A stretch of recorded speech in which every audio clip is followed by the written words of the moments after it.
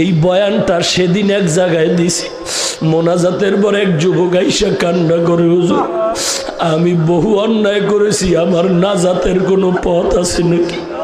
আমি বললাম বাবা তুমি কি করো? বলে আমি এক ইঞ্জিনিয়ারিং চাকরি করি। হুজুর আমি আমার মা বাবারে কষ্ট দিয়েছি, আমি আমার উস্তাদের কষ্ট দিয়েছি, আমি এলাকার কত মুরব্বীরে কত গালাগালি করেছি, আমার নাজাতের কোনো রাস্তা আছে কি না হুজুর? আমার মাথায় হাতটা দিয়ে দোয়া করিয়া যান। ওরে যুবক, পায়ে ধরে বলি জাহান্নামের আযাব সহ্য করতে পারবি?